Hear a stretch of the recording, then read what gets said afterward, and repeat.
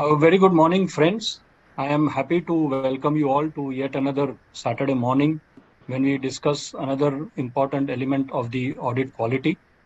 This is the 12th session of Quality Cafe, which is a virtual series of the on audit quality hosted by the Center for Audit Quality. And today's topic is consideration of laws and regulations in audit of financial statements and the auditor's responsibility thereon.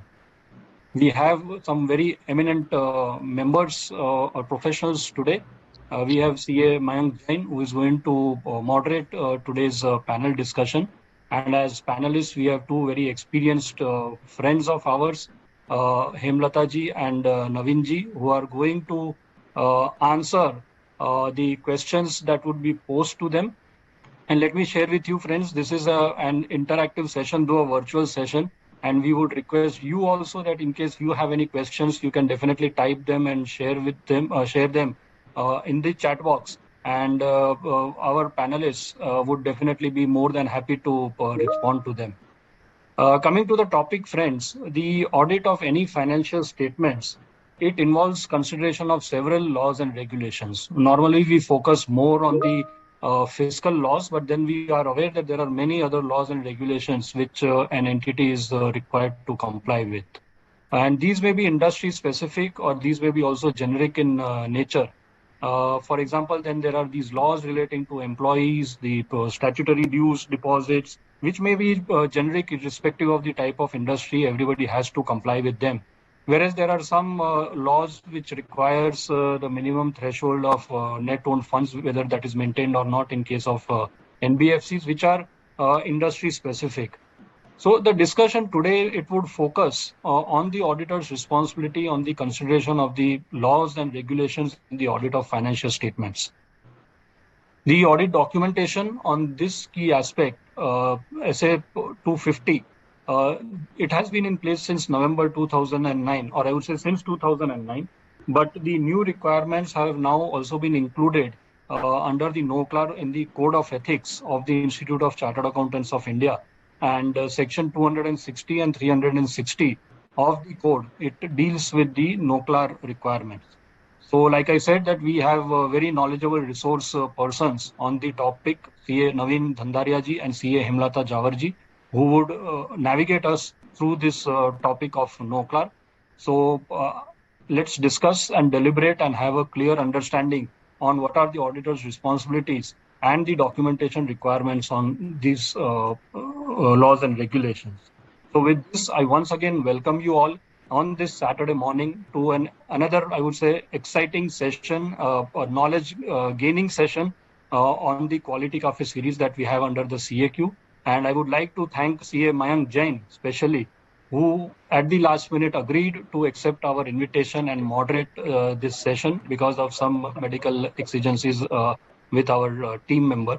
And I would now request Mayank to please take charge of this session. Thank you. Thank you so much, Vishal sir. It's been honored to be, part of such sessions, such knowledgeable sessions. Obviously, all our members would be benefited because of that. Thank you so much for the opening remarks. A very warm welcome to all of you who have joined this session. I know joining such sessions on weekday is come with so much of energy. I hope you will get maximum benefit out of this session. Whatever the questions you have, anything that comes into your mind, please use this as an opportunity. We have a very eminent and experienced panelist we have with us, and so I'll be playing devil advocate here. So don't worry. I already have a very good amount of questions along with me already. That is already there in your mind. So since if I miss something as part of our session, you all are free to ask as part of Q&A. I'll pick those questions and I'll discuss those points with our panelists. So thank you so much again for joining. Thank you, Hemlata ma'am. It's been an honor to have you on this session. So Hemlata Jawar ji is a commerce graduate, a fellow member of Institute of Chartered Accountants of India. She's also an LLB, DISA and DISA qualified. She's also done CIS from UK. She carries a vast experience of 20 years into accounting practices, international financial reporting standards, regulatory inspections, and reporting. I'm very much sure, guys, that we all will be benefit with the experience of Hemlata ma'am in today's session. So thank you so much, ma'am, for accepting our invitation and joining us for enlightening to all of us. I would also like to thank Naveen sir, Naveen Kumar Dandaria ji. Naveen Kumar Dandaria ji is a FCA and a CS. He's also a qualified DISA from ICAI and has also done independent director course under the aegis of IICA. Naveen sir comes with 20 years of experience in the fields of auditing, direct and indirect taxes. He also holds faculty positions in number of reputed institutions. He's a regular faculty for GST training of CBIC officers, which is appointed by Ministry of Finance and the Government of India. He also holds a faculty position in ICI for CAQ and Code of Ethics. During his entire career, he has also done numerous trainings and certification courses. I'm very much happy to say that all our members will be enlightened to have such an esteemed panelist. So thank you so much, Naveen sir and Hilimlata for joining the session. Thank you everyone for the opportunity. Giving me the opportunity. Okay, so friends, as Vishal sir rightly said, that this is a hot topic. This is a hot cake in today's scenario. Everybody here is talking about non-compliances. I think if I've been at your place, we might be wondering why everyone is behind our lives. Everybody is talking about auditors. Everybody is talking about the responsibilities that we have. Friends, I think though there are expectations, but I would say there are certain level of guidances and practices which are also available. So what is the need of R? The need of R is we are aware what is there, we know what needs to be done so that we can handle these situations very much practically, right? So considering the topic, we would be talking about non-compliances. We would be talking about what is there in SA 250. We would be talking about how to face those situations, right? What are the direct and indirect laws and regulations which have an impact on the financial statement? As an auditor in practice, what is my rules and responsibility? I'm not an auditor in practice. I'm a chartered accountant working in industry. What is my rules and responsibility? So we already have a very length amount of questions. So I am very much sure that you will get all your answers today. Okay. So before I start asking our set of questions, I would request Hemlata ji and Naveen ji to share their introductory remarks on the topic. Should I go first? Yes. Yeah. Okay, all right. So thanks a lot, Center for Quality, Audit Quality team, Mayank ji and Vishal ji. And happy to share the dais with Naveen ji, like, he's such an experienced person. And thanks for inviting me for such a, relevant topic for us as chartered accountant. Not only restricted to people who are in practice, but also is applicable to senior people who are in industry, who have been employed, and if they are holding the professional qualification. So generally what used to happen that auditing standards are applicable to people who are in practice, who are doing audits. Those are not applicable to like people who are employed in industry with the companies, with other organizations. So now this particular topic is relevant for both set of professional fellows or professional colleagues, whether you are holding some position in the organization, and what kind of position, what kind of senior people or senior professional accountants are covered in those. We are going to throw some light on that. Also, it is applicable to all the professionals who are in practice. Specific requirements are imposed for professionals who are auditing listed entities who has got a net worth of 250 crores or more. So here it is mandatorily required that as a professional in practice, if you encounter any instances of non-compliances with the applicable laws and regulations in your client, then what are your responsibilities? What you are supposed to do? And also when you are auditing such entities, what minimum procedures you are required to do, in addition to the other corroborative procedures. All these things do have overall like bearing on various kind of things that we start when we are performing audit of the entity, whether it is like understanding the business, From there, we will come to know, okay, what all laws, regulations are applicable to the entity. At that stage, we have to cover these. Then coming to what is the framework in the organization? How are they ensuring the compliances? Then coming to the fact, is there a framework where these kind of possible non-compliances, whether deliberate or unintentional, if those can be as per the control framework, can be highlighted, identified, even that is impacting our ICFR at an entity level control, whether there is an entity level control which is sufficient enough to identify such scenario. And if there are any non-compliances, which is intentional, unintentional, how is the organization policies procedures framed to address those? What is the subsequent recourse? What is the subsequent course of action? So all these things are covered in length in the standard, and also various discussion, various guidance, and this kind of forums where we share our personal knowledges. I have spent my reasonable amount of time auditing the financial service industries who are highly regulated, be it RBI, be it IRDA, be it SEBI. So those kind of regulators are any which is having specific requirements. Those needs to be ensured are there too by their members. So with these kind of regulatory focused or regulator focused audits and all that we have done, so we will be able to share some practical aspects and experiences as well.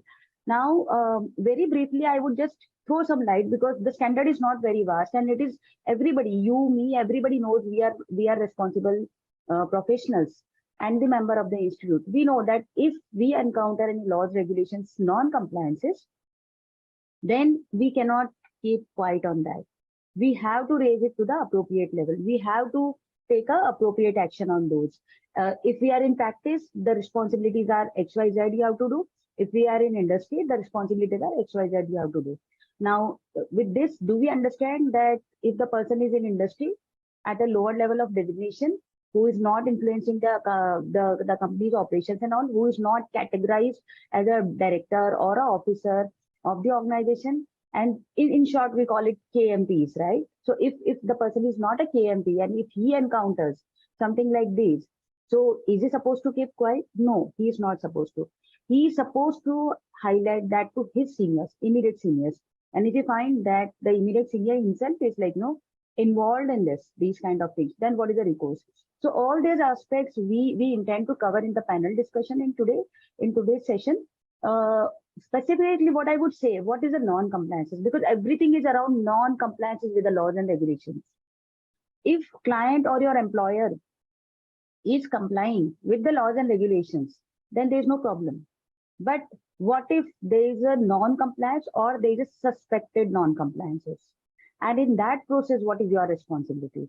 Also, how to conclude whether your organization is complying with the laws and regulations? How to conclude whether your client is complying with laws and regulations? So first of all, we need to understand what is non-compliances. The non-compliance is an act of omission or commission by the entity, be it your employer, be it your client, either intentional or unintentional, which are contrary to the prevailing laws and regulations. And these non-compliances does not include the personal misconduct. So personally, if somebody has violated the law in his personal capacity, not impacting the company, not as per working under the instruction of the company, while performing his roles and responsibilities, which is unrelated to the business activity of the entity, then in that case, definitely it will not be applicable. So non-compliances does not include that, personally you see whether the KMPs are mindful or of compliance with the laws regulations. That's not the intent of the statute, because beyond a limit, as an auditor, as a KMP also, you cannot go and look at or peep into the personal life of people, whether they are compliant, they are not compliant. But with the general conduct of the person, we get to know.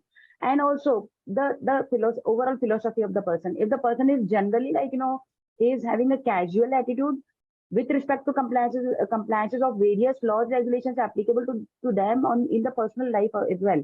So if that casual attitude is replicated when you are discharging your duties as a KMP, you are discharging your duties as a management, in that case, it's a readily trigger point or a red flag that you should be more mindful, and you should be applying the professional skepticism whether there are any such non-compliances.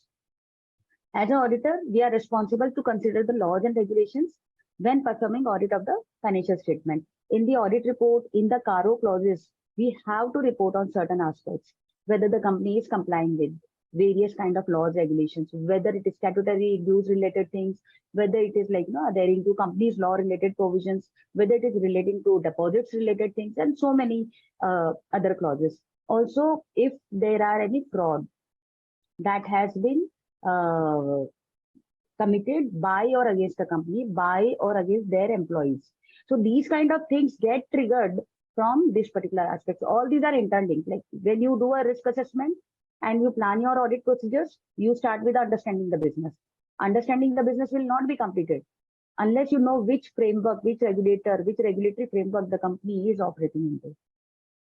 Yes, the provision of the sum of the laws and regulation will have a direct impact, as Vishalji said, that direct taxes, where whether you are complying with those or no. So that will have the impact on the calculation, that will have impact on the recognition of certain provisions, amounts in the financial statement. At the same time, that will also have an impact on the presentation and disclosure. Labor law is another example. Almost all of your clients will have a direct impact on account of these kind of laws and regulations. There are certain laws and regulations that are fundamental to the operations of the company. So as we say that in case of NBFCs, so they have to adhere to the compliances relating to their minimum net worth, their capital adequacy ratio, etc., etc. So if they are not complying with those, that will impact even their operations, their continuity, their operating licenses may get cancelled, or their going concern itself may get impacted.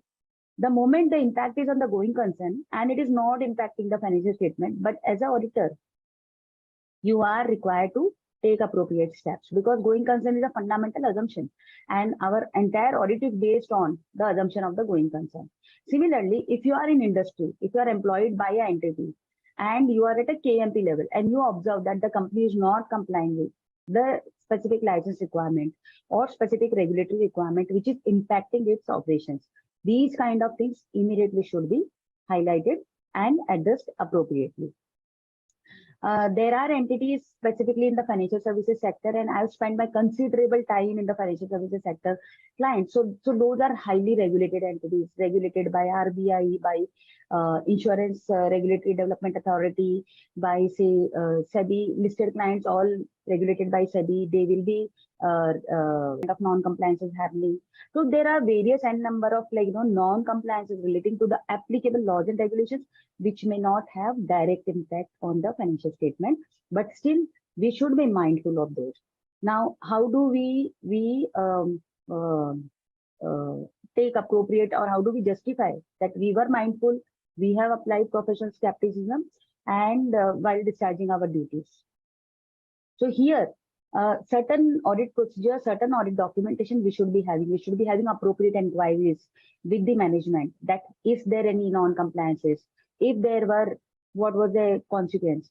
If the company has engaged any legal counsel and all to defend their cases in front of the or again in response to the inquiries of the regulators. So all those are things which you just can't demonstrate blind, that okay, I took a management representation, management said there is no non-compliances and I relied on them. No, that is not sufficient. You have to go through the minutes, because these kind of significant matters are generally minuted. If you come across something like this significant which is not minuted, as an auditor you should be insisting that this is an important matter, it should be minuted. So minutes is one of the source. The other source is the legal correspondences file or the regulators correspondences file. I would just share one practical example. Once one client had approached us and they were saying that they want to get the due diligence of the entity done, because some investor wanted to invest the money. So they wanted to get the vendor due diligence. The company itself approached us, the target itself approached us that please do a due diligence on myself and then provide your report. So we were not providing a test report, it was a due diligence.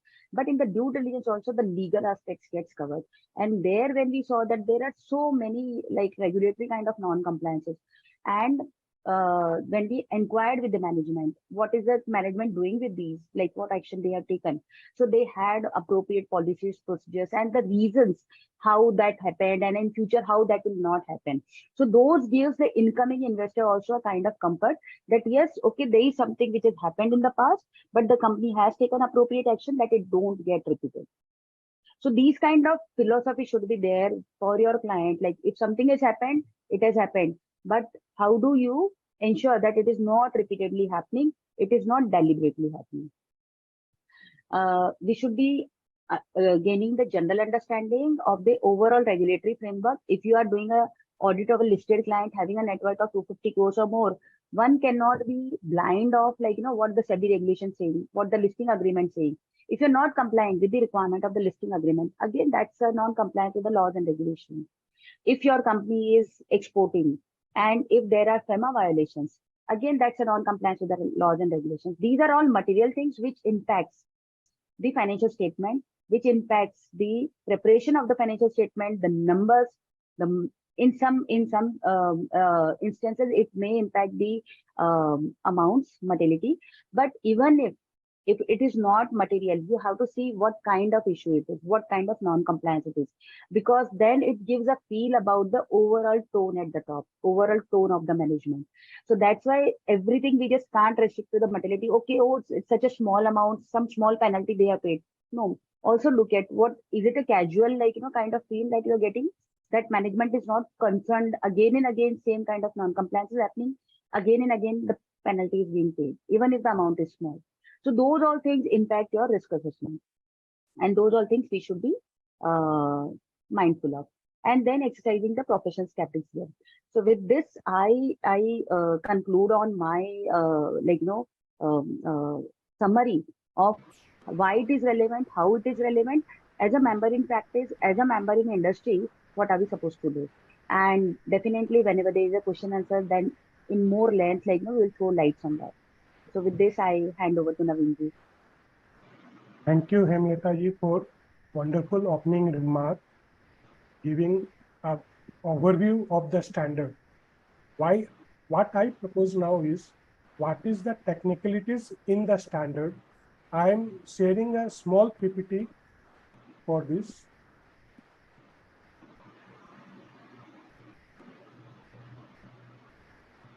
SA 250, as we all know,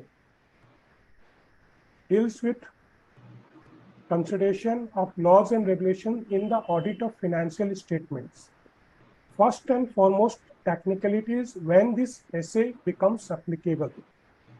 This essay becomes applicable when an auditor is doing the audit of historical financial statements to give his opinion whether the statements are free from any material misstatement and gives a true and fair view. Now, a pertinent question which I found in most of the seminar is whether it is applicable in all the assurance functions. The answer is no. When a person is engaged for a particular assignment for checking of a particular law or regulation, say a person is engaged to see the compliance of GST in an industry, then this standard is not applicable to him, because the opening scope of the standard is, it is applicable when we opine on the financials of an entity. Now, the second pertinent question is whether we have to go by all the laws and regulations. There are some laws and regulations which are meant for the person's individual. Suppose a person driving on a street makes a violation of traffic law. This the auditor need not to consider. This is one of the example given in the standard itself. So we have to see all the laws and regulations which are entirely applicable to the entity which we are going to give the attached function as an assurance engagement. So there are some laws and regulations which are direct in nature, which Hemlata ji has covered. Then there are some laws and regulations which are indirect in nature, but has a far-reaching impact. The example here is, as we all know, ESG, environment, clearance and everything, pollution, or Now an industry is set up and the pollution board says they have to set up a water treatment plant, then an air treatment effluent in the boiler, and the entity is not complying to it. And it has received a notice from such organizations, boiler inspector or pollution board. And thereafter repeated reminders also the industries are not complying to it. Then it is sure that that industry will be stopped operation by such regulators. And the auditor, while doing the audit, comes across such things, reports in the entities, in the expenditure, say legal and professional, that they are giving huge amount to the boiler case or something. Then there is a professional expectation of the auditor to investigate into the matter what is happening. And if it has an impact on the going concern that the entity is not complying, the auditor should, as per SA 705, should consider to report such thing in his audit report. If he doesn't report such things in his audit report, later on, if something goes bad, the auditor will be held responsible. This is the opening remark. Now, the pertaining question is how a person can go through what are the laws and regulations applicable to that entity. First and foremost, while doing audit planning, we should sit with the top management or those who charge with governance and ask a direct question with them, what are the pertinent laws and regulations, be it financial and other operational laws, which is directly applicable to the organization, and get a list of it. Thereafter, we should have designed our questionnaire in such a form that the bare minimum requirement of such laws and regulations which requires to be maintained by the industry or the entity to operate on is fulfilled or not. Now the question here is whether an auditor is himself equipped to evaluate such things or not. In such a case, if an auditor himself is not professionally competent to evaluate all or every matter, then he should resort to take a legal advice or legal opinion from the expert on that field, and that he should document in his audit working file. Suppose, for an example, the auditor working into an entity and he doesn't know about the hazardous chemical rules. First, he should read about that. He should understand what are the requirements. And if he thinks that he is not able to meet the requirement, then he should resort to a legal opinion whether the entity is adhering to all the requirements or not. And that working paper he should make. Now comes when an auditor is going through the expenses, he should see professional fees, expenditure ledger, legal and professional rate and taxes to see what type of payments the entity is making. If it is regular payment and there is no undue amounts debited in such ledgers, that means the entity is working finally as evident from the financials. Now, if it comes across, say, rupees 10 lakhs payment to an advocate, and the scale of entities, say, entity turnover is, say, 100 crores. Now, 10 lakh fees to an advocate, he should inquire through the bill what was the matter and why such fees was paid to the advocate. While inquiring such, he will come across whether it is a regular payment or there was some non-compliance for which the advocate services were had. And from that, the auditor can draw a conclusion whether the entity is generally compliant with or not. In this way, the working paper should go. Second, loan and advances under unsecured loan given to the professionals. In entities I have come across, the advances has been given to the professionals and kept as an unsecured loan or taken from them.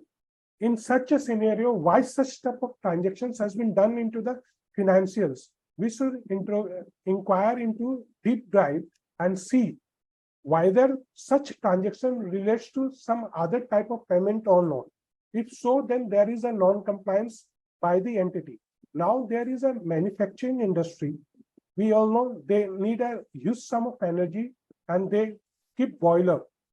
and now boiler is inspected by the boiler inspectors another law, and if that is not complied with, then it has a significant impact on the workers' health also. Plus, if the boiler is shut down, then the production is also shut down. In such a manner, in professional inspectivism manner, the financials should be analyzed by the auditor. And by analyzing the financials, he should conclude how to see whether the laws and regulations has been complied with or not.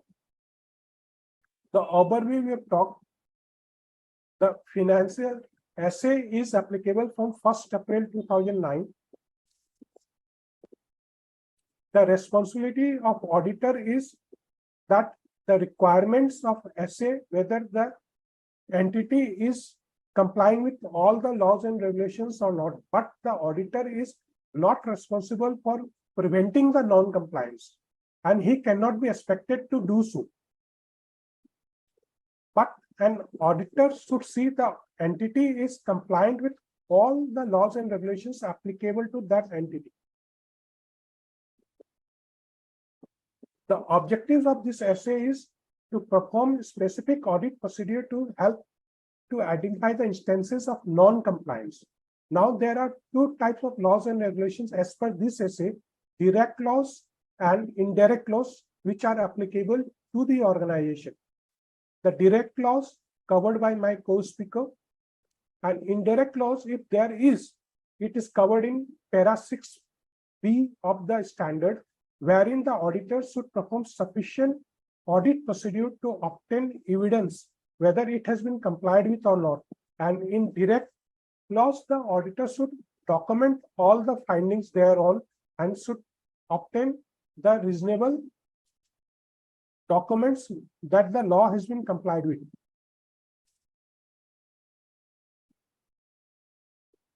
Non-compliance has been defined, responsibility of management has been defined. Now, when the non-compliance has been identified by the professional auditor, now what to report and what are the scenarios how to report. First, he has identified the non-compliance, and the top management of TCWG are not giving proper reply or stopping him to do his work. Then the standard itself says he should issue qualified opinion or disclaim the opinion on the basis of limitation of scope.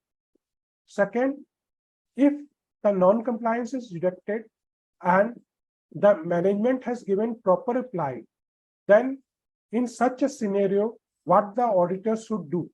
If the reply has come with the management and the non-compliance is there, the management has admitted, then he has to evaluate the material impact on the financials. What will be the impact of such non-compliance? And if the impact is material, then it should go with qualified or adverse opinion. And if the non-compliance is there and the limitations are imposed by the management and management is saying they are not knowing to it, then they have to evaluate what is the circumstances. In such a scenario, management is not restricting it, but management also doesn't know that there is a non-compliance. Then he has to evaluate the matter and then he has to write in his audit report what is the impact on it. Recently, NAFRA, in one of the case, I won't name the case, it's in the public domain, checked the working papers of a big auditor and found that he has not documented the audit procedure for related party transactions. The related party transactions were amounting to more than 600 crores, but the documentation taken by the auditor, the resolutions of the minutes of board, were less than 1% of the transacted amount. The NEPRA came down heavily. So the documentation part is also important. So adhere to this essay in a nutshell is, first and foremost, the auditor should know what are the laws and regulations applicable to entity. Essay 315 can be taken into mind and document all the laws and regulations which are applicable. Then he has to see which are direct laws and which are indirect laws applicable. Here, direct and indirect doesn't mean direct tax or indirect tax. It means for the laws and regulations. In direct tax, in direct laws, he has to document each and everything, and indirect, he has to take cognizance whether it has been complied with or not in his working paper. This is my opening remark. Over to you, Miyangji. So thank you, Naveenji and Himlati. I'm sure our participants have already got a glimpse of what is going to happen in next 1 hour. So friends, as both Naveenji and Himlata has expressed, we need to have an understanding of the entity. We need to have an understanding on the entire risk framework. We need to have an understanding what are the audit procedures we should ideally do when we came across any such non-compliance. And most importantly, one like regulators are also expecting is the documentation that we do, because in a lot of areas our professional judgment is involved. So unless and until it is well documented, and anybody who has no prior experience of those financial statement can interpret the same thing what you have interpreted as an auditor, I think that our documentation should speak the same thing. So thank you so much for giving an overall brief. Obviously, now I'll be start picking up certain set of questions, so that our people, our members, get more clarity on those aspects. So ma'am, my question to you would be, I think, considering the current scenario, what is happening, being the expectations of the investors, regulators, and even I would say even our clients.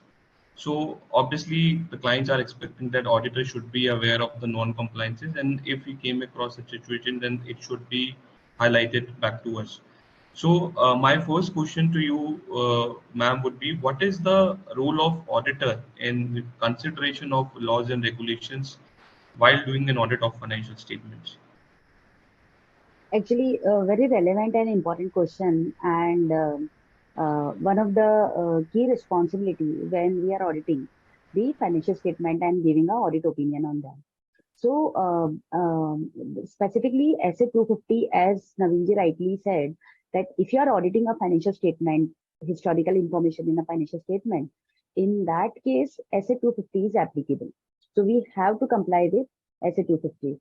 Now, what SA 250 speaks about auditors' responsibilities. So since we are responsible for obtaining reasonable assurance that the financial statements taken as a whole are free from material misstatement. Now, these material misstatement can be caused by fraud or by error. If it is fraud, it is more grave.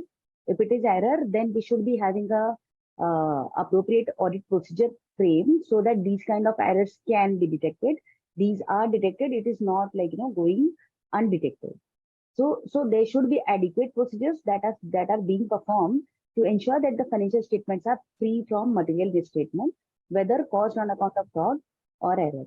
So in conducting the audit of the financial statement, one of the process or one of the things that we have to be cognizant of is we have to take into account the applicable legal and the regulatory framework. So when we give example of say NBFCs, when we give examples of the banks, when we give example of the manufacturing company, the chemical companies, where the environmental standards has to be adhered to, health and safety standards has to be adhered to, anti-money laundering standards has to be adhered to. So all these things are impacting the entity. Now, directly or indirectly, it may impact the financial statements as well. So wherever it is direct impact, as we gave few of the examples of the labor laws, of the taxation laws, and things that are directly applicable to the entities as mandated by the regulators, and the indirectly impacting are these things where the Naveenji said that ESG, ESG compliances. If the entity is into pharma sector, then obviously public health and safety things will be applicable to them. If it is in chemical sector, manufacturing sector, in that case, those industry specific laws, regulations, that whether the company is adhering to say effluent treatment things or wastewater management, how they are doing this. So all these things are impacting them. So when, as an auditor, what is our responsibilities with respect to the laws and regulations consideration? first we have to take an understanding of the applicable legal and the regulatory framework. That is one. We are not responsible for preventing the non-compliances, and we cannot be expected to even detect the non-compliances. But our audit procedures should be sufficient enough, which says that we have taken into consideration these things which may have an impact on the financial statement. Because ultimately, what are we doing? We are giving an opinion whether the financial statements are giving true and fair view or no. And in that process, if these non-compliances with the laws and regulations are impacting your true and fair opinion, in that case, there should be adequate procedure and the documentation in the audit file which substantiate that we have taken these into account. My co-speaker just now said that, like, in one of the NAFRA file or findings, they had said that, like, in the auditor's work paper, they couldn't gain a comfort, or the procedure could not be substantiated where the auditors, significant related party transactions, whether those were appropriately verified or audited or no. So those can be one of the things, because that may have cascading impact with respect to non-compliances with the Companies Act, with respect to reporting, whether the transaction has entered into at arm's length or no, if there were some fraud or other elements, those were involved. So those are the aspects that needs to be taken care of when we are planning our audit procedures. Again, I'm saying we are not expected to detect the non-compliances. We are not expected to prevent the non-compliances. What we are expected as auditors is that our audit procedures are designed to identify material misstatement in the financial statement due to non-compliances with the laws and regulations. So if your client is, say, indulged in the bribery, right, for procuring the contracts, government contracts or other contracts, if the as per the company policy, bribing the other party is allowed, in that case, it is a clear non-compliances, not directly impacting your financial statement, because those expenses will be accounted for in some or other way. But if that comes to your attention, then that has to be taken to the appropriate level of the management, including those charged with the government. Highlight to them that this is what is happening, which is not appropriate, and how the company is having a policy and procedures frame to ensure that these are not happening in the future. As an auditor, you need to see whether you want to qualify your audit opinion, whether you want to disclaim your audit opinion, or to what extent you would want the other stakeholders, be it investors, be it shareholders, be it your creditors, be it your bankers, the client's bankers and all, etc., are required to be informed about these kind of laws and regulations. So in my view, these are our role in consideration of the laws and regulation when we audit our audit the financial statements of the clients. Okay, very well explained, ma'am. So I hope this have resolved a lot of things running in many people's mind. In today's scenario, for everything that happens in an organization, I think the expectation is auditor is responsible. So our members, please take this very cautiously. You have a certain set of limitations, requirements, which is there as per standards of auditing, which Leta ma'am has just highlighted. So you should be very well aware of what is your role and responsibility. And within our role and responsibility, we need to function it, we need to do our procedures, and we need to report it back to the TCWG. Right? Okay. Sir, my question to you would be, considering as we were talking about SA 250, and now since NOCLAR has also come up in the Code of Ethics, so is it something, if I understood correctly, is it something that we need to do something more now, or anything that is not there in SA 250 earlier has been introduced by NOCLAR? So if you could highlight something on what is NOCLAR under Code of Ethics, and how it is different from, or what is the new thing that has come after the introduction of NOCLAR, which might not be there in SA 250. So that could be one of the question I'm sure a lot of people must be thinking on. Good question. Yeah. A very good question given. Hello. We can hear you, Narinji. Audible, na? Yes, sir. Uh, Yeah. The question is very good. There is a confusion among the fraternity amongst the Asset 250 requirement and NOCLAR provisions.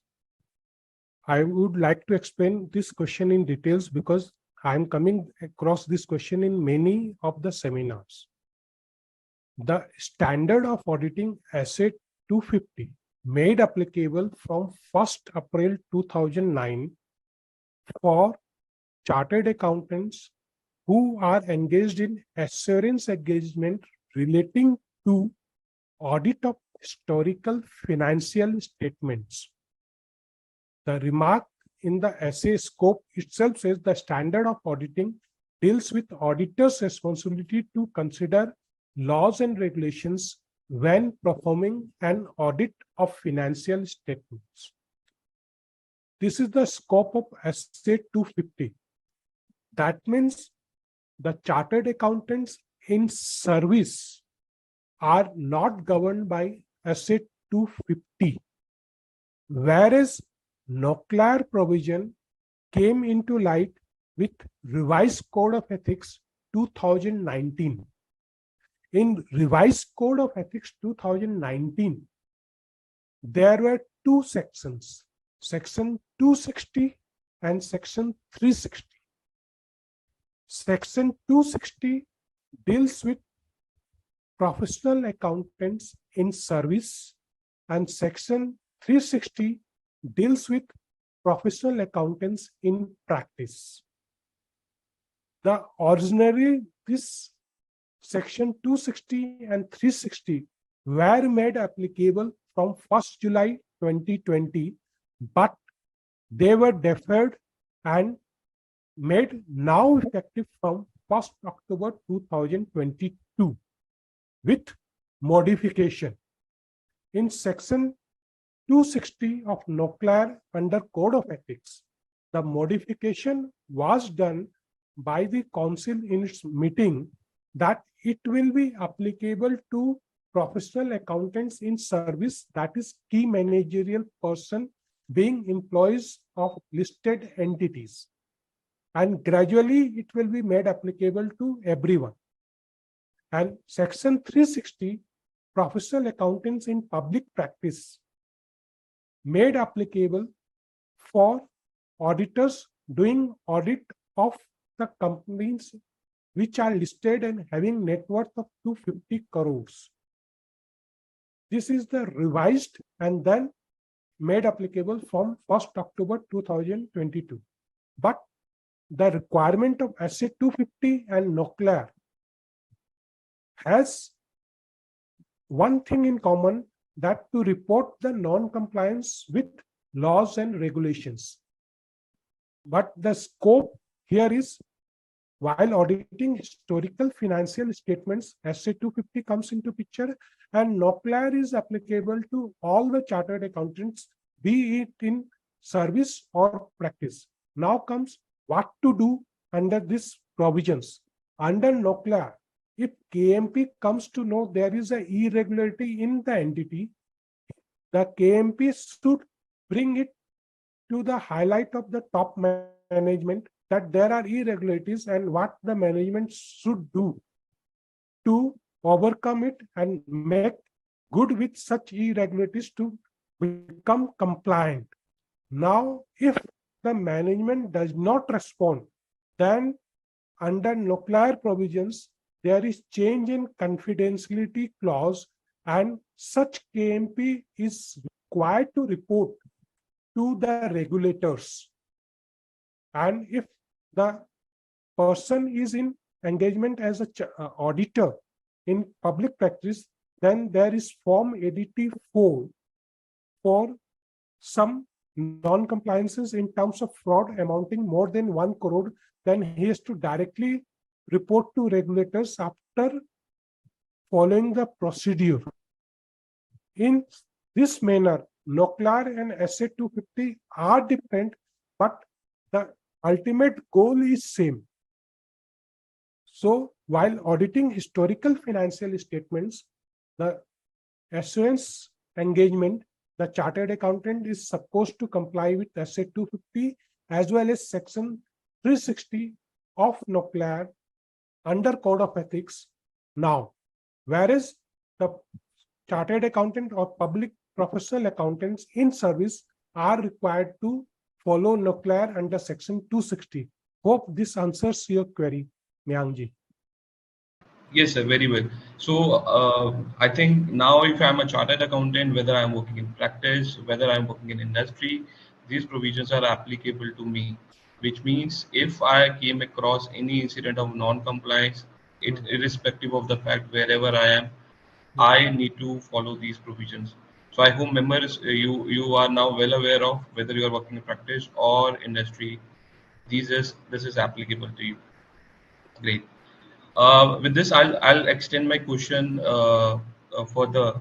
So as we now understood, this NOCLAR extends to members in service as well as industry, in addition to members in practice. So ma'am, let's say if we have a member who is working in a listed entity, and there is a situation of NOCLAR where that entity has not complied with the provisions of applicable law or regulation. So what are the provisions there inside the NOCLAR which a member should be aware of and comply in such situations? So this particular aspect is covered by the Code of Ethics, which is applicable to all of us, like all of us chartered accountants, irrespective whether we are in practice or whether we are in industry.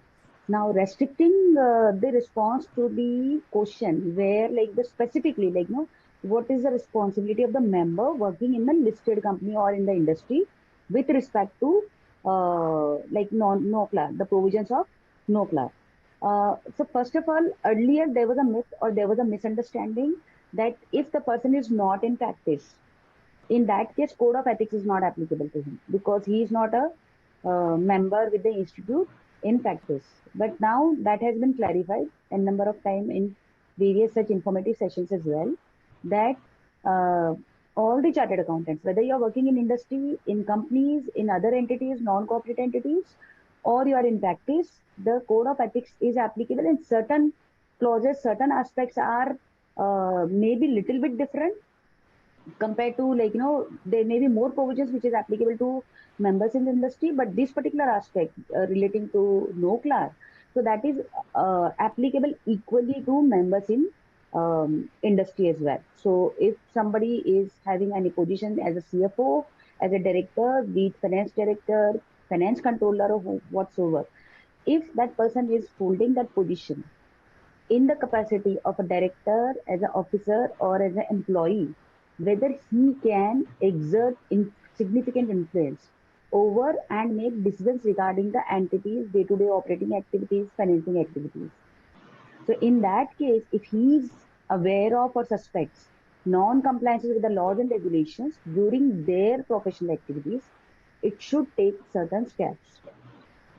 Now, what are those steps? So first of all, he needs to understand the nature and the matter and the circumstances surrounding the non-compliance or the suspected non-compliance that has come to his or her attention. He needs to gain the insight into how and why the situation has occurred or may occur in future in case if it is suspected one. Right? Secondly, he should determine the relevant laws and regulations that apply to a specific circumstances. This involves identifying the legal framework that governs the matter. And last but not the least, the person should also assess the potential consequences. What is the consequences if this non-compliance has happened in the organization in which he has been employed? Considering its impact on the organization, on the investors, shareholders, creditors, employees, and wider public in general. So it's not only restricted to the employees, not only restricted to the shareholders, not only restricted to the members, but it is even applicable to the wider public. And the prompt, like, analogy I can give is, or example I can give is for ESG standard. If your company is discharging dangerous chemicals in the process of the manufacture, And if that is impacting the environment, that is impacting the overall pollution, overall environment or the climate, in that case, the direct impact is on the general public, wider public. So if these kind of things comes to the attention of these KMPs or the senior professional accountants, they need to follow certain steps. Now, what are those steps with respect to their compliances or adherence that their entity is complying with laws and regulations? First of all, they need to conduct appropriate internal investigations. If they have in-house expertise, they should allocate a team or a competent person, or if they themselves are competent enough to inquire on the matter, then they should be an internal investigation, so that a fair understanding about the matter information around these non-compliances is evaluated and summarized. Then there is a discussion with the superior. So whatever rank the person is having in the organization, he should immediately consult the senior. He should immediately inform the issue basis the understanding and the facts and the records that he has gathered, that okay, this non-compliance has happened, or this suspected non-compliance is there, which needs their immediate attention, the senior management's immediate attention. So the matter should be escalated to the next level or the appropriate authority in the organization. So if you are a CFO, the matter should be immediately highlighted to the managing director, to the board of directors. If you are a finance director, member of the board, this came to your attention. In that case, if there is a audit committee in the organization, then it should be informed to them, and it should also be informed to those charged with the governance, including the board of directors. So it should be informed to the appropriate authority with the facts and the records, and then some appropriate action should be taken. First of all, how the non-compliance should not repeat in future, should not be continuing in nature, right? So that should be the immediate action. And what is the implication? Like, if it is already impacted, and because of it, these non-compliances by the organization, if there are parties who has got impacted, maybe creditors, maybe employees, maybe public in general. So then what is the recourse? Like, what are the consequences? And as per the regulatory requirement, what the company is supposed to do to remediate that or to compensate that. So those kind of solution-oriented evaluation needs to be done. Then comes the disclosure to the external auditors. So as a management, if I have noticed some non-compliances in the organization, then we need to evaluate whether these things are relevant for information of the external auditors, because just few minutes back we discussed what is the role and responsibility of the auditors when they are auditing the financial statement. So SA 250, the auditor will not be able to opine appropriately if the management is hiding such significant information which may have an impact on his audit opinion.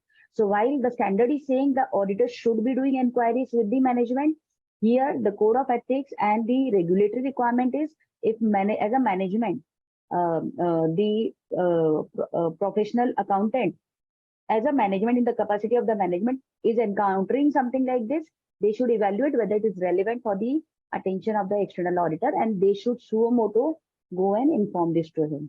So there is, like, in one place, if the catch is, suppose if the management is not informed and the auditor is inquiring, then obviously the management has to inform them. And if the auditor missed to make the inquiry, at least management is going suo moto and then informing them. So this way, at least these particular things can be addressed. So either both the parties are supposed to do their role, but as a management, the role, the responsibility is casted on the management as well. That if you come across something like this and you feel it is requiring management's auditors, external auditors' attention, it should be discussed with them, it should be highlighted to them. And then, depending on the situation, additional action may be taken, including informing the parent entity if you are a part of a group, because it may impact their reporting as well. So that those kind of decisions should be taken. Also informing to the relevant authorities. So if suppose there is a non-compliances with the listing regulation in case of a listed entity, then they should go suo moto rather than waiting that these things will get picked up in the regulatory inspections. So rather than waiting for that, they should suo motu go and inform to the authorities that these non-compliances have happened. These were the reasons why this has happened. What remedial action the company has taken so that in future it is not repeating. And now what next to be done? If the regulator would want to impose some penalty or fine on account of the non-compliances. Also, last but not the least, and if as a management, you have done your part of whatever is required by the SA, you have whatever is required by the regulatory requirement, but your management is not cooperating. They are continuously non-compliant with the particular laws and regulations, which is having a material impact, not only in the financial statement, but also for the operations of the organization. In that case, you may potentially take a decision to resign from the organization. You just can't say that I said to everybody in the organization, to the appropriate authorities, but they are not taking any action, and hence what can I do? I can't do anything. So that is not the option. You may want to take a decision to resign that organization if that organization is continuously engaged in the non-compliances, which is having a material impact. Thank you, ma'am. Thank you for explaining that. I think whether we are in practice, whether we are in industry, the larger role that we need to play as a chartered accountant is we need to think for the public interest.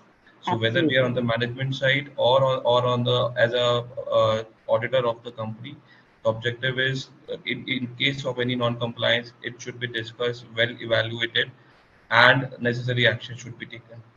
Very well said, Mayank. Because this is the credibility our profession has got. So people have entrusted us with this responsibility as a chartered accountant. Correct.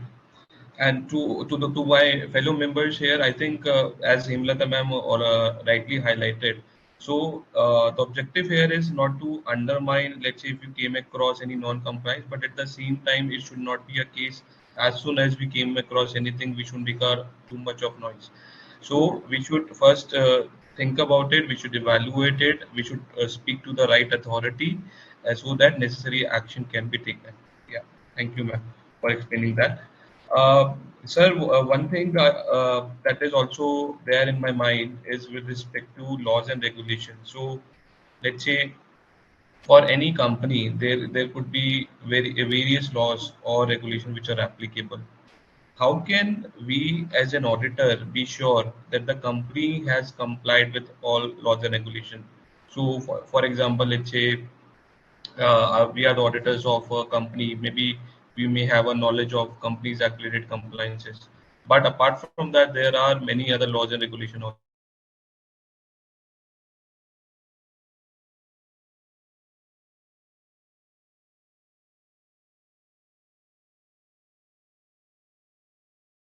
From the participant, as an auditor, ensuring that the company has complied with all applicable laws and regulations can be a challenging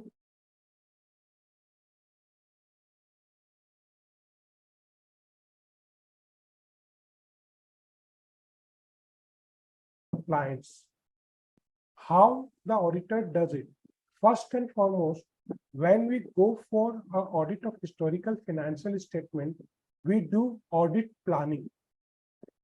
While doing audit planning, as in my organization, what we do, we sit with the top management, PCWG, and we give them a questionnaire and discuss along the questionnaire that what are the changes in the working environment when it is a continuous engagement from the previous year, and when it is a new engagement, we ask what are the laws and regulations prevailing your organization and particular entities which are a production unit, and we get that document signed wherein they states that these are the laws applicable to this entity which is manufacturing electronic goods. These are laws and applicable to this entity which is manufacturing plywood, etc. Suppose he is giving us the rule for the plywood industry. Therein, we all know that the forest license should be there, that road permit for transportation or lock should be there, And in 1997, Supreme Court banned felling the tree from the forest, whether the company engaged in production of plywood adhered to such norms or not. This is the basic requirement. Thereafter, suppose the company is a chemical producing industry of hazardous chemicals, then environment protection laws which are applicable to them, we have to tabulate it down, and how the entity is complying, we have to see. For this, Asset 315 also comes to our guidance, wherein the essay says identifying and assessing the risks of material misstatement to understanding the entity and its environment. So by such audit planning meeting, we get to know our client and the applicable laws. Further, if it is a listed entity, MR3, where the secretarial auditor highlights what are the laws and regulations which are applicable to that, we can go through that also. After taking cognizance of all the applicable laws through this audit planning, MR3 and environment, then we come to know the requirements of other laws and regulations on the entity. Then we have to go for risk assessment, whether the compliance which is required to be done by the entity, the auditor has to assess the non-compliance by identifying and evaluating the inherent and control risks associated with relevant laws and regulations. Suppose I am doing the audit of a chemical manufacturing industry factory, and I don't know about the chemical and how it is tested, then it is judicial on my part to hire a chemist or a lab technician who knows such regulation to test whether such requirement as required is such waste should contain such amount of chemical or not, is being done by the industry or not. And we should document how we have adhered to such requirement. Then internal control evaluation, we have to check how the company's internal control is functioning to meet such other laws and regulations requirement, and what are the check balances that management has kept in its operational functioning. We should evaluate that. Then we should test it with compliance. We get the internal control evaluation, then we key in our outside resource, be it a technician or a chemist or laboratory person, and we independently test check whether what the reports they are giving, it's adhered to such or not. If the tolerance level is okay, plus minus 1 or 2%, then we can say the entity is generally compliant. This is also called compliance testing. It doesn't mean that we have to only go to the financials. Then we have to write to external confirmations also. Suppose the industry is saying we are dumping the waste to a waste yard, it is located 5 kilometers away from the factory location.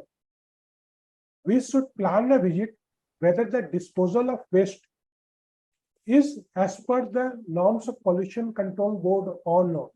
If not, in near future, the Environment and Pollution Control Board can give a letter to them asking for such non-compliance, which may result in shutdown of operations also.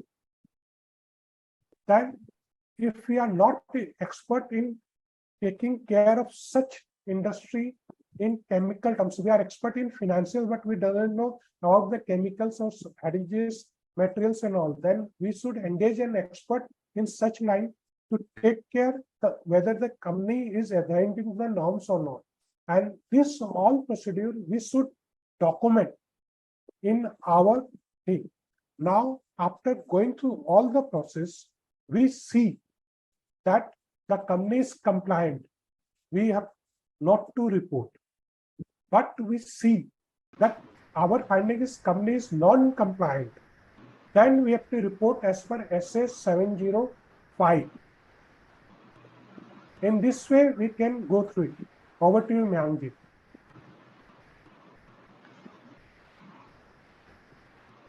Hello. Okay. to extend to further to what you said, maybe if I can add to the non-compliant side. So let's say if as an auditor we came across a situation where the company has not complied with certain provisions of law, let's say non-payment of any statutory dues or any employee compensation, any PF dues. So what is the responsibility of the auditor in that particular case, if you can add up to what you said? Yeah. Like if the statutory dues, etc., has not been paid by the company, then in the CARO there is a clause where the auditor needs to report what are the non-compliance and what is the material impact, and then in his audit report he can quantify that material non-compliance amount and which has the impact on financials, profit and loss account. Meaning whereby suppose the company is not complying with gratuity provisions, AS 15, and actually valuation has been not done, nor they have provided the gratuity liability, then we should do the valuation of the gratuity liability and see what is the actual liability, and we should give in our audit report and quantify that profit and loss account is subjected to such entry. If management is not passing such entry into the books of accounts, when we highlight to them, if we give such entries to the management that these are the missing, and management adheres to it and makes the proper adjustment in books of accounts by passing the entry, by providing the liability, then the non-compliance is met at the year end. Then we need not to report. But if management is not doing so, then we have to report in our audit report. We cannot say that we have not checked it. Thereafter, there are certain non-compliance related to related party transactions. Suppose a company is entering into related party transactions and has not passed the resolution in shareholder meeting for taking their approval and entering into the transaction, then the management has no power to enter into such transaction. We should check the minutes plus the AGM minutes also, whether such resolutions were passed with adequate number of majority or not. If not, then we have to report and we have to document. Like in one of the cases, NOCLAR has done and penalized heavily to the auditor. In this manner, we can report such non-compliances of direct nature. Okay. Okay, so we have talked about what do we mean by non-compliances, what are responsibility of we as an auditor, as a members. We've also understood understanding of laws and regulations, and let's say if the company is not complying with laws and regulations, then what to do. So ma'am, my question to you would be now is related to auditors. So let's say what, as Naveen in the introductory part has stated one example, let's say we should go through payments made to lawyers, ledgers like rates and taxes, which can give us few indications if any such non-compliances has happened. So what are the audit procedures as an auditor we should do to identify those non-compliances? And I would further extend my question to say, let's say if auditor has identified, then what are more additional procedures now he should do in such scenario? Understood. Sure, Mayank. So I take this question into two parts. One is the procedure that is required to be done by auditors to identify if there are any non-compliances. So that is one part. The second part is there are already non-compliances which has come to the attention of the auditors based on the procedure that they performed for the first part, if there are any or no. And now we are encountering a situation where there is a non-compliance in the audit client. Now, what additional procedure, if any, you are required to do, right? So first, I will start with the first part of the question, where what are the basic procedures, which is like, kind of we say that these are the primary procedures that is required to be done to substantiate that though we are not responsible for detecting or preventing the non-compliances by the audit client, but what due diligence we have done from our side to understand, to evaluate whether the client has complied with the laws and regulations. So these are categorized under the what procedure to be to identify the non-compliances. So first of all, gaining the overall general understanding of the regulatory framework or the legal framework applicable to the audit client and the industry or the sector in which it operates. So taking an example of, say, non-banking finance company. So now what is the regulatory framework applicable to it? So there are RBI regulations that are applicable to them. There are master circulars that are applicable to them. So first of all, we need to understand that, okay, this particular industry is into financial services domain and these are the regulatory things. This is applicable to them. There may be certain aspects which is required to be reported in the financial statement. There may be certain aspects that are required for embedded compliances in the operations of the organization. Both set of compliances, the auditor should be mindful, because first set of operations will result into a non-compliance or they impact the presentation and disclosure in the financial statement, where regulator has said that you have to show the liquidity ratio, you have to show the capital adequacy disclosures and all. So if you're not complying with that as a management, so whether the auditor has procedure in place, first of all, they do have the understanding that these are required to be done. So that comes under the overall general framework, which is applicable to the audit client or the sector. The second set is which is impacting the operations. So for continuing the NBFC license in the current example, if you are required to do XYZ, or if you are required to have appropriate net worth, the capital adequacy, the liquidity, etc., etc., and anti-money laundering, so that if there are suspected fraudulent transactions or kind of terrorist funding or those kind of unusual transactions, that the company is required to have framework in their organization. How do you identify these kind of transactions? So if your audit client is not able to substantiate that in their operations, it may even impact their licensing with the regulator, which is RBI in the current case. So first of all, auditors should have this understanding, like what is applicable to you. And then comes how do we identify that you are complying with those or no. So that identification will, first of all, I would say the initial thing start with understanding from the management, inquiring with the management, where appropriate, even those charged with the governance, whether the company is in compliance with the material laws and regulations that are applicable to it. You may not be aware of all the laws and regulations that is applicable to the company. Even the company itself may not be aware of all the laws and regulations that are applicable to them, but all major laws and regulations which is applicable to them, which is required for their continuity, for their going concern. At least those kind of laws and regulations we should also be mindful of, and we should be inquiring with the management. Have they come across something which is not complied with? So that is one part. Second thing is inspection of the correspondences with the regulatory authorities. So if it is a listed client, you should look at what SEBI correspondences file. If it is a client in other regulatory sectors like NHB or RBI or any other IRDA or any other regulators, in that case, FDA regulations are applicable to clients who are into particular industry. So those kind of correspondence with the regulators, where the regulators would have sent some notices, some inquiry letters, some so-called or some investigation the regulator would have done, and basis that they would have shared some findings with them. So inspecting those correspondences will give us a fair idea whether in general the company is complying with or no, and if there are instances of non-compliances.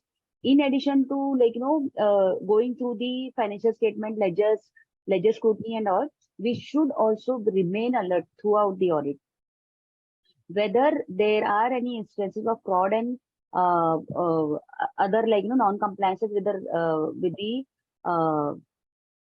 the laws and regulations we have noticed during the course of our audit of other areas. So as rightly said, that if the company is not complying with the employee provisions relating to, say, gratuity act, even leave balances, in quite a few of organizations I have seen in general, the people are not aware of what the Shops and Establishment Act, which is governing the leave related provisions. The company is not aware of. Their HR policy will say the employee is not allowed to carry forward the leave. But my dear friends, this is not in line with the Shops and Establishment Act of that particular state, which is in which the company has the registered office, and hence the company has to comply with the Shops and Establishment Act of that particular state. And these kind of instances we really come across very frequently when we do due diligences of our clients, where client also engages to do certain aspects to cover certain legal aspects of the due diligences, which involves the numbers or the commercials. So here, this is one of the very, very common non-compliance that I have observed. The company is preventing its employees from carrying forward the leave balances. As per the Shops and Establishment Act, you cannot deprive your employee from carrying forward the leave balances. So how you can have this kind of policy in your HR policy, that the employees can avail the leave during the year, but he cannot carry forward anything in the next year. So if, like, these kind of things, if you come across, these you will come across through review of the policies, procedures, and when you are aware of these provisions, then you will be able to do that. In addition to that, the auditor should also take the written representations from the management, and if relevant, those charged with the governance with respect to whether they have come across or they have not come across any non-compliances that will have an impact on the financial statement or operations of the organization. So when somebody is giving you a written representation, the person will be mindful that, okay, something is giving in writing, like, just a verbal inquiry is not sufficient. Just a scrutiny of the correspondences is not sufficient. You should back it with the written representation as well. So these are the few of the things that I would say that yes, we should be doing. In addition to that, what we should be doing is review the minutes of the meetings, because these are important aspects. So these will be minuted.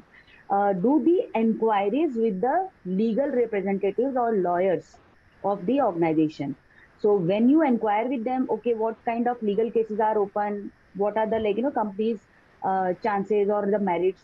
Not only it is impacting your contingent liability disclosure, but also it is impacting this particular aspect, because if the lawyer is company's advocate, company's lawyer is defending a case against a possible or actual non-compliance with a particular law and regulation, when you inquire with them, you gain an insight about okay, this is a case going on, these are the matter, this is the factual information. Then you can take an informed decision whether any provision is required to be made in respect of those kind of cases. So I think these are the few of the bare minimum things that is required to identify if there is any non-compliance. Now coming to the second part of the question, what if the non-compliance has already happened, it has come to your attention as an auditor, now what next to be done? So first of all, gather all the records, gather all the information, discuss with the management first, and align your understanding of the matter with the management. If you feel it is appropriate to take it to the next level of the management, which is those charged with the governance, you have already discussed with the CFO, you have already discussed with the, say, managing director. Now you feel that it is appropriate that it should be highlighted to the board of directors. If the organization has the audit committee, you feel appropriate that it is supposed to be highlighted to the audit committee. In that case, that is the next step that we should be having a discussion with them. And try to understand, we should be understanding from them that what were the circumstances, what was the magnitude, what steps the company has taken to ensure that these things are not repeated in future or these things are not ongoing. So all those things should be appropriately documented. The minutes of such meetings, such discussions should be documented. Wherever required, we should be discussing with the legal counsel that, okay, this non-compliance which has occurred in the organization, what are the consequences, right? And what are the remedies that are available to the company? If you are not satisfied with discussion with the legal person or legal counsel of the organization, you should be seeking independent legal advice, sharing the facts and circumstances of the non-compliances, ensuring the client confidentiality as well. So if you feel that like client's legal counsel is giving some responses which is not looking appropriate, which looks like it is colored by the management's intention or management's conclusion. So in that case, you feel that the person is not independent and hence you can't rely on that expert, then you should be engaging the independent expert, legal expert, who is expert in that particular field in which the law non-compliance has happened and seek their opinion. So that is also allowed. If you have the internal, in-house expertise, for example, if there is a non-compliance with the FEMA regulation, so if you have an internal FEMA experts because you are giving advisory to other FEMA clients who come for the similar advisory, you can also explore your internal experts in the organization. If you do not have the internal experts in the organization to give you evaluate whether the client's assessment or the client's counsel's assessment is appropriate or no, in that case you can always seek the external evidences, and basis that you form your opinion, and basis that applying the professional skepticism, you have to think of whether you would want to give a clean report, whether this require a qualification in the audit report, or whether this requires a disclaimer in the audit report. If client is not agreeing for these things, that you feel that there should be a qualification in the audit report, and client is not agreeing to that, so you may want to take a step in the extreme circumstances that if client is not adhering to, and you feel this is relevant for the user of the financial statements, that this thing should be highlighted to them, in that case you may want to discontinue from the engagement. You may want to give up that audit, but that has to be as per the other regulatory aspects as well. So if it is a listed company, abruptly in between you cannot leave the audit.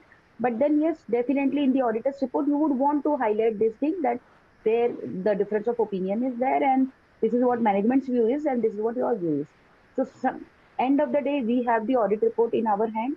You feel that this matter is such a grave, such a magnitude, that it is relevant for you to highlight to the users of the financial statement and the audit report. In that case, you should be highlighting that in the audit report. Now, whether it should be in the form of disclaimer, or it should be in the form of qualification, or it is in the form of emphasis of matter, that is your professional judgment. Very helpful, ma'am. Very helpful. So as we are moving down to the last 30 minutes of our session, I would like to discuss few more questions with our panelists. I have very interesting question with respect to money laundering. So as we all know, money laundering is also one of the laws which is mentioned under the NOCLAR, and with the recent change in the laws on May 3, Finance Ministry has brought in practicing chartered accountants and other professionals carrying out the financial transactions on behalf of their clients into the ambit of money laundering law. So Naveen said this will be more specific to you. So what has changed in the role of auditor pursuant to this circular? A good question. I've come across these questions in many seminars. Herein, the government came out with a notification on 9th May, on 3rd May 2023, regarding application of the money laundering provisions to chartered accountant, wherein subclause 6 of clause SA of subsection 1 of section 2 of Prevention of Money Laundering Act 2002, the central government notified that financial transactions carried out by relevant person on the behalf of his client in the course of his or her profession in relation to 5 particular activities will be taken as money laundering if there is non-compliances. The activities mentioned were: number 1, buying and selling of any immovable property, managing the client's money, security or other assets, managing of bank savings or security accounts, organizing of contributions for the creation, operation or management of companies, creation, operation or management of companies, limited liability partnership or trust, and buying, selling of business entities shall be an activity for the said purpose of subsection. Herein, the government says that if professionals, be it a chartered accountant, cost accountant, or a company secretary, engaging in such type of financial activities, the PMLA Act is applicable to that.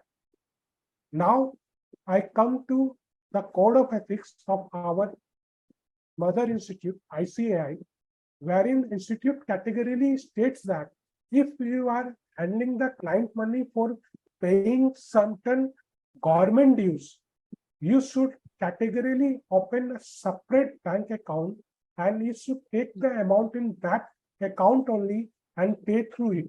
I found across many chartered accountants, they have one single bank account and they take the money in that account. If there is any fraud committed by the client and we are not adhering to the code of ethics, then PMLA Act will also be applicable to us and we can be taken as a guilty. After this notification, there were representations to the government that it is very hard interpretation.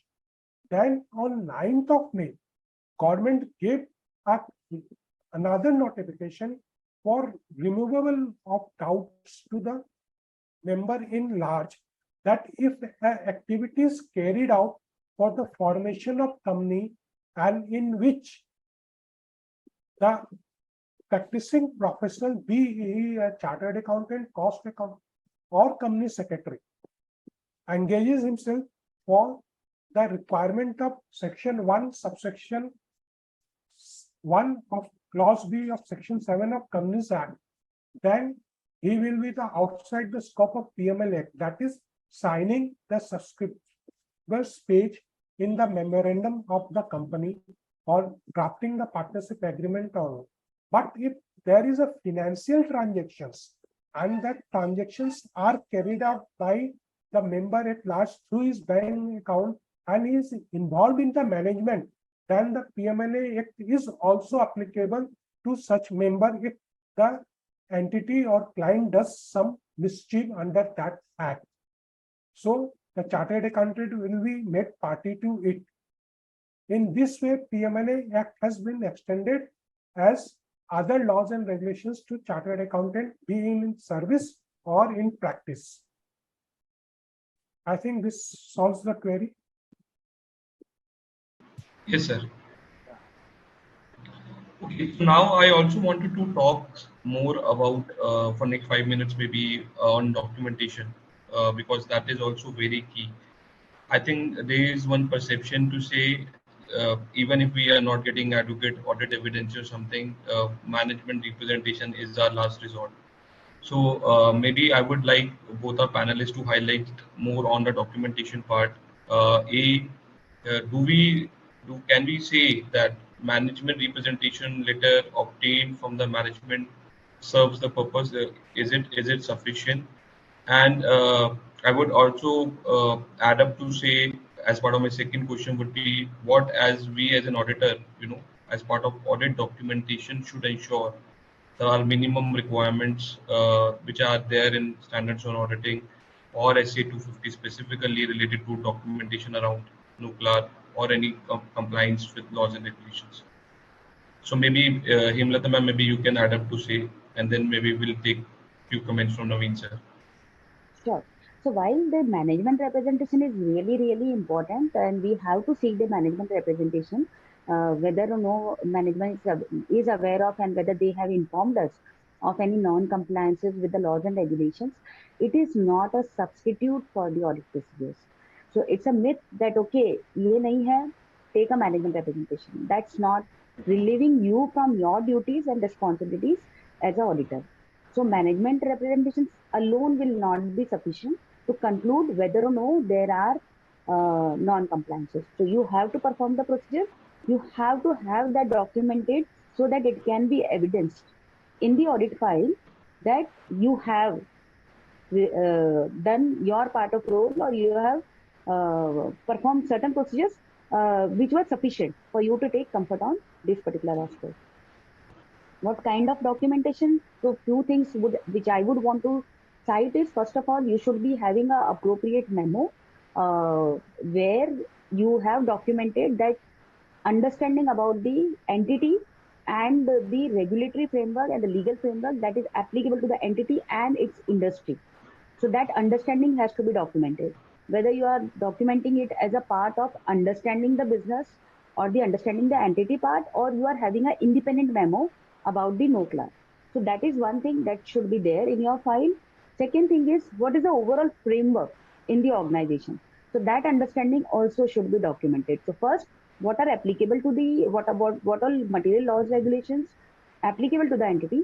Second, how the entity itself is ensuring compliance with those laws, regulations, which it has identified that these are material for it.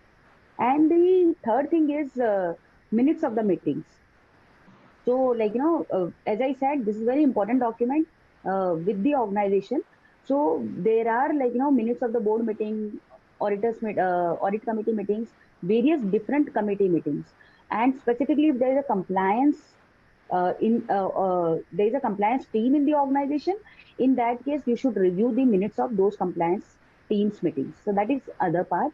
I would say whatever inquiries you are doing with the management, you should have minutes of your inquiries with them. And that should be communicated or documented by sending at least a response to them that this is what in our meeting we have discussed, and this is what these were the key matters that we discussed around the non-compliances with the laws and regulations. These are few of the aspects, and few more can be added by Naveen ji.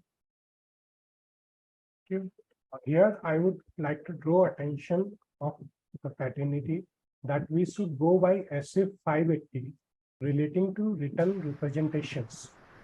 When we obtain management representation as an audit evidence, we should always check whether such representation letter is correct in itself or not by testing the values and other representation which management gives to us.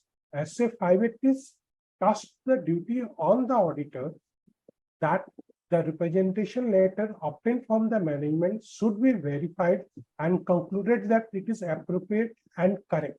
Suppose, giving an example, in management representation, the letter, the management states that it has complied with all the laws and provisions relating to direct taxes.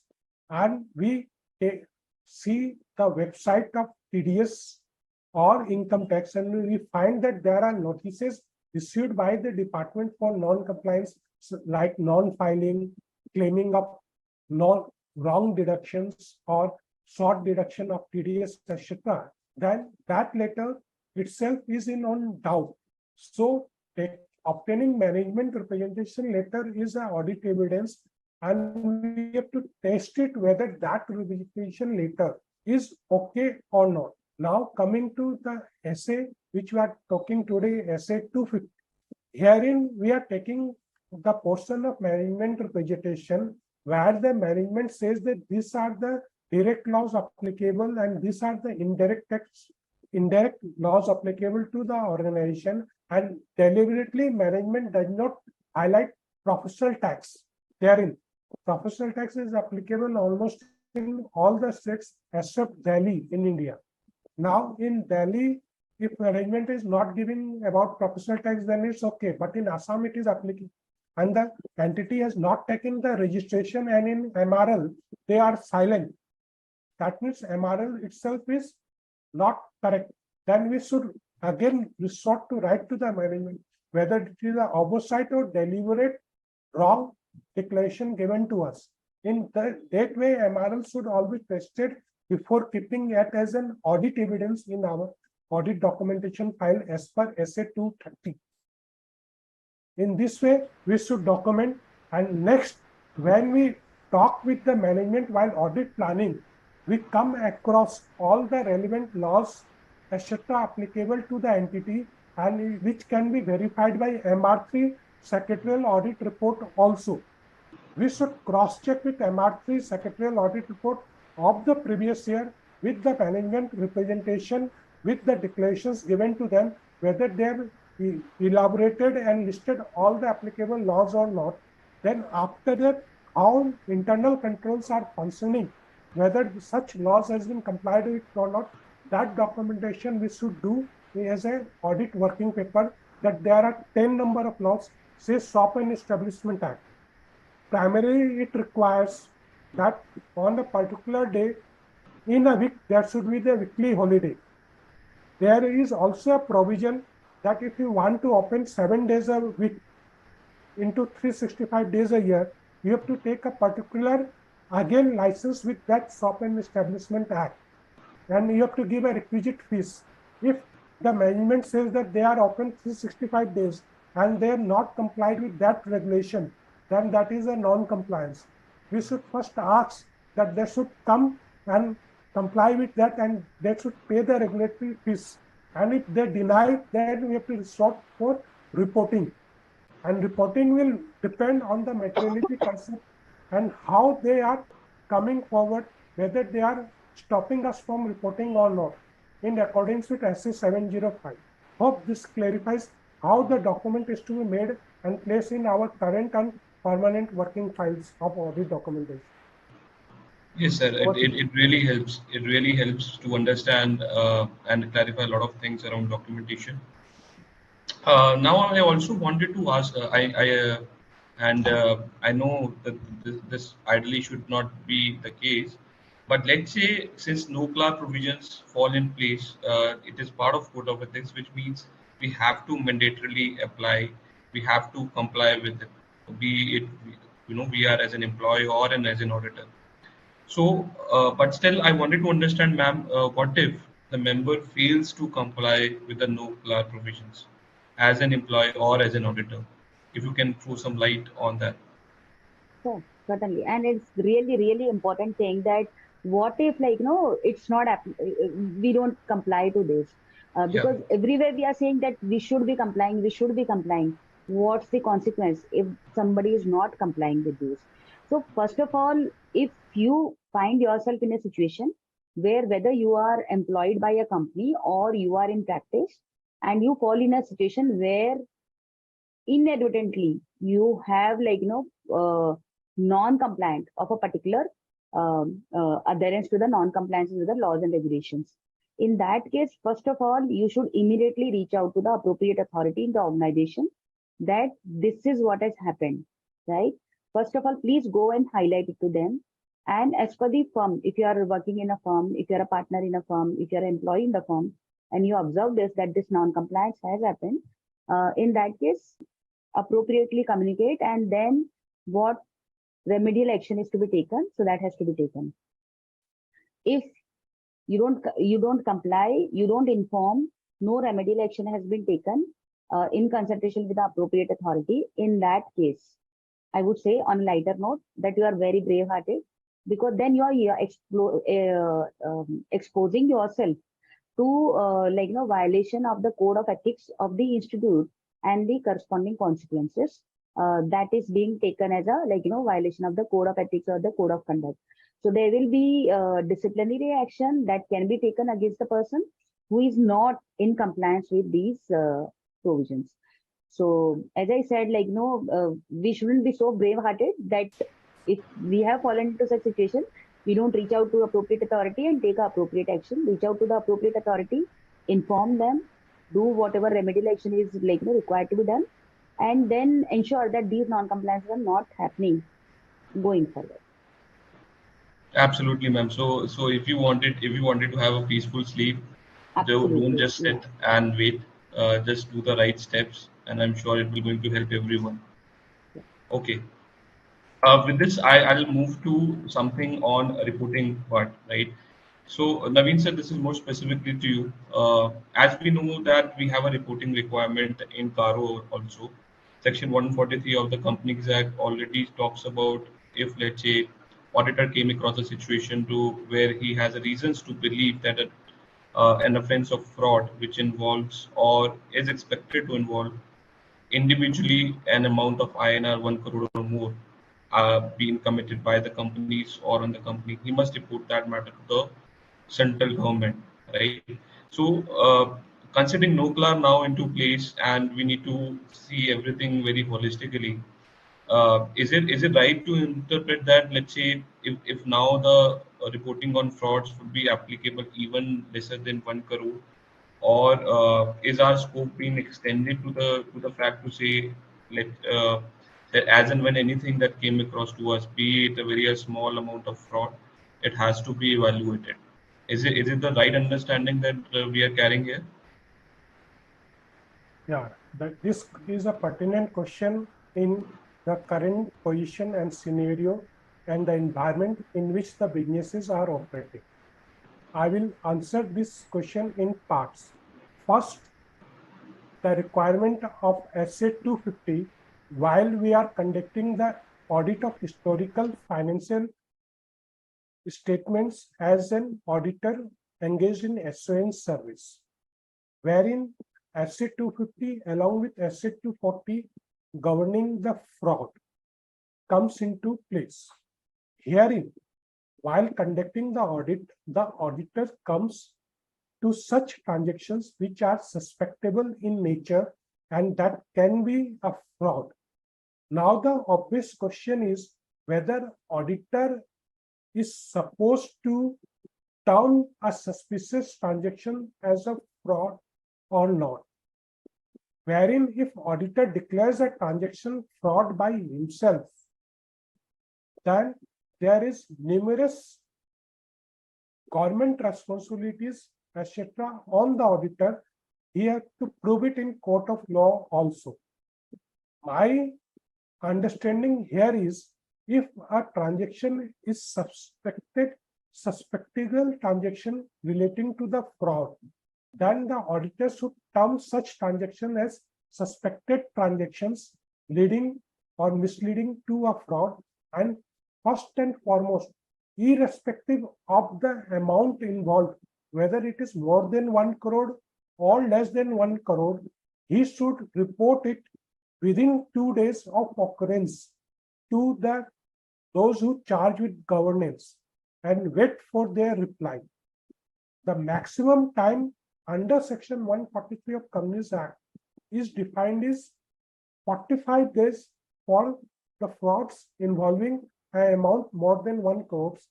And if the proper reply or no reply has been received by such an auditor, then the auditor has to evaluate the magnitude.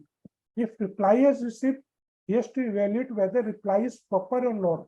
But the amount involvement is more than 1 crore, then the auditor has to file Form ADT 4 to do NCA in the portal and should keep the findings in his letterhead and should post it by registered post.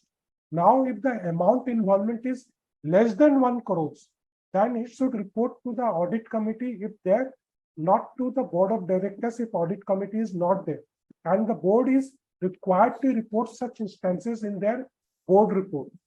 This is requirement of Companies Act and SA 250 read with 240. Now comes the provisions of NOCLAR, which is applicable from 1st October 2022, wherein this provisions under Section 260 is applicable to members in service and under 360 it is applicable to members in practice.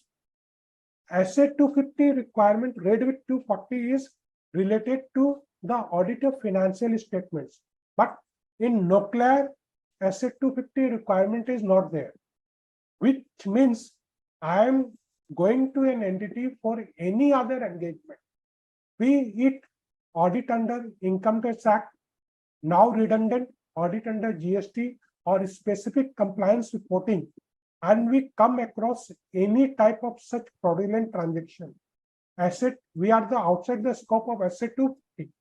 But NOCLAR, non-compliance with laws and regulations are governing us.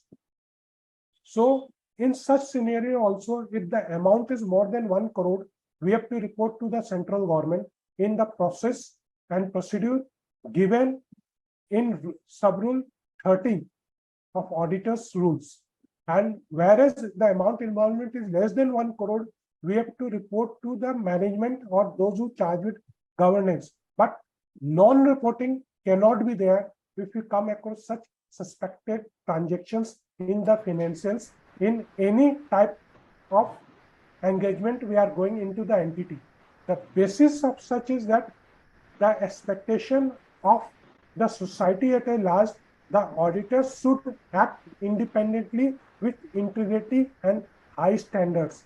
He should not think the client has engaged and he has to report only to the client. This is the bare minimum requirement now. Hope this explains, Mayank. Yes, sir. Yes. Sir, I would also like to extend this question because there are one or two questions from our fellow members, and since we are talking on the reporting part, I think maybe you can spend 1 more minute to clarify that out. So there was the question that Caro 2020, which have a lot of reporting implications on inventory and fixed assets. Also, there is one person to say that as part of secretarial audit, we all do verify a lot of non-compliance compliances as per which are applicable on the company. So, so members are asking, is this something, and more additional requirements are because it looks like that reporting requirements are overlapping. Basically, one can say that the reporting requirements are overlapping, but now the reporting requirements are coming in a synergy. Like SA 250 has a limited scope, but NOCLAR scope is widened up, and now it is made applicable to a particular categories of entities.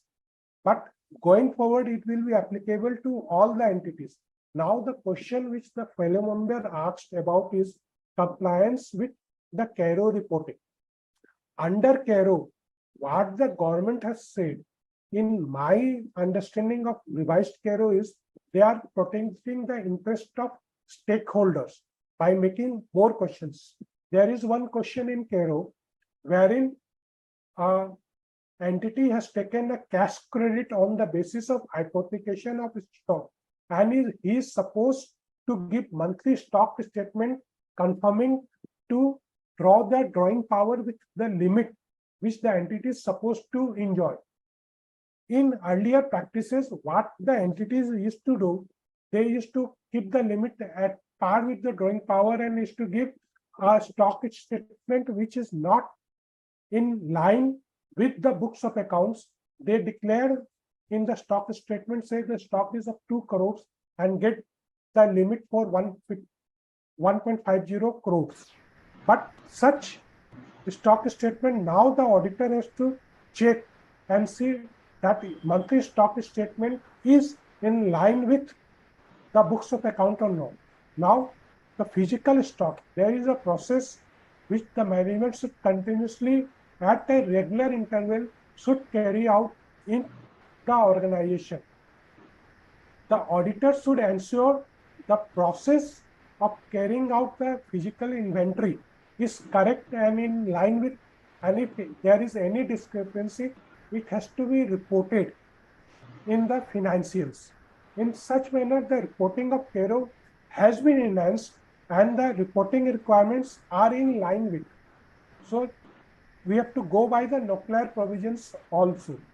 Hope it resolves the query, Mayank. Yes, sir. Yes. So I have one last final question for the day, and this is to you, ma'am. Considering whatever we have just discussed throughout the session, one last thing that we might be thinking. So though we do have standards on auditing in place, we also have guidances from NOCLAR coming out of Code of Ethics. Is it a case where essays, our essays 250 specifically, or any other standards of auditing requires modification, considering NOCLAR things required as per NOCLAR provision should also now brought in, maybe through specific audit procedures or something. Is it a scenario where it warrants some modifications now in standards on auditing? Yeah, so Mayank, I would be candid, because when I'm responding to this question, and this question is really, really important and really pertinent, because the SA 250 was applicable and was made applicable from the financial year 2009, right? So 9-10 onwards, it was made applicable. After that, hardly there is any significant revision in the SA. While repeatedly or one after another, the more and more such responsibilities are being casted on the auditors. And now, because of the code of ethics, even the members in industry are coming within the purview of ensuring the compliances with these kind of reporting requirements. So with these, I think the standard which was made 14 years back needs some amount of revision. The revision in the form of explaining, elaborating with the case studies, or with the instances, so that members are aware of what exactly are required from them. Should be additional such paragraphs may be added, which give more clarity and the guidance to the members, whether in industry or the auditors. Now, since specifically SA 250 is applicable for auditors, not for members in industry, so it can be restricted to the auditors. But more and more, few more additional paragraphs are required to be added, is what my personal view is. Similarly, other standards, when I say, so the standard on forming the audit opinion, so SA 700, SA 705 with respect to qualifications, SA 800, specific audits that we perform or specific engagements that we perform. I think those standards also needs to be aligned to these requirements. So in my view, these are few of the things that needs a revision, a revisit. Great, ma'am. So I think that's it from for as part of today's session. There were a few questions which I'm skipping for now because these are not relevant for the NOCLAR perspective. And all those who have raised those questions, considering the paucity of time, maybe you can raise your queries to the CAQ. We'll surely going to reply that. It was a great session, ma'am and Imlata ma'am and Naveen sir. It was an honor to talk about this subject in length. Any one last final statement from both of you before I make a conclusion remarks? Shall I go first? Yeah, sure, sir. Please. The concluding remark is, being a chartered accountant in a society is a esteemed position, and we all should adhere to that. We have given a power by the government, and our signature is more powerful than the PM himself, and he has already talked about it. So we should adhere to the expectation of the society, and we should not see that the person who is engaging in, we is totally to him, and we too should report to him only. We should see the greater perspective as a society as a whole, and we should come forward to meet the challenges and expectation of the society in our reporting. And we should give a true and fair reporting, considering all the laws and regulations, and whether its impact good with the organization who has engaged us or not, it is a secondary issue. Thank you. Thank you, sir. Yes, ma'am. Yeah, my one-liner will be absolutely very well narrated and by Naveen ji. So I think the message has gone loud and clear to the participants. So I would just say that, see, we being a professional accountant have the responsibility to act in the public interest. There is no doubt about this. And looking at the confidence and the trust that the public has on us being professional accountants, we have the responsibility, and we have to comply with the principle of integrity and professional behavior.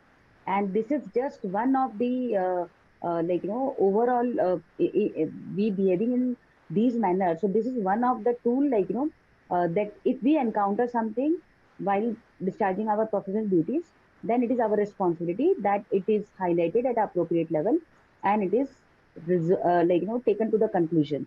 So with this, I conclude that we need to alert. This is our professional responsibility. We need to alert our management, those charged with the governance, if they are in practice, and our employer on situations of identified or suspected non-compliances, because this is what is being expected by the stakeholders from us being professional accountants. Thank you, Himlata ma'am and Naveen sir, for your time. It was a very insightful session, and I'm sure all the participants who have attended this session find it very useful. I know this subject is new, but we have been doing it to SA 250, a lot of things going around, and obviously once you came across the situation practically, you will get more insights. So always free to go back and check the guidances. We have this session. We will always have more sessions on this topic. This is a revolving subject. We will came across more such situations. The objective of the session is not to create any fear situation to everyone. This is a situation which warrants certain cautions, right? which we as an auditor or as a members needs to take care of, as highlighted by our panelists also. It is our fundamental responsibility to the larger stakeholders to make a note of any such non-compliance and make adequate reporting.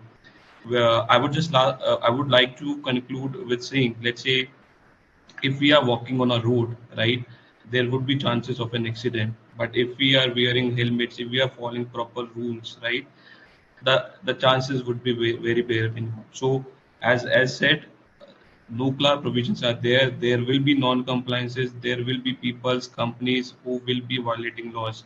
But it is not for us to have a sleepless nights. What is relevant for us is to follow the guidances available, follow the process applicable, demonstrate it through our proper evaluation process, reach it to the right authority, ask the right questions, document our evaluation well in our files so that tomorrow anybody who asks that what we as an auditor were doing when this was happening, we have appropriate response. This is not our responsibility, but we comes with authority also to give appropriate answers to our people. So with this, I thank you so much everyone who have joined this session, and thank you so much to our panelists, Himlata ma'am and Naveen sir, for taking out the time and sharing your thoughts with all of us. Thank you so much. Thank you Thank you so CAQ much. team and tech support team for helping us. Thank you. Thank you, Thank you everyone. so Have a good Thanks, weekend. ma'am. Thank you.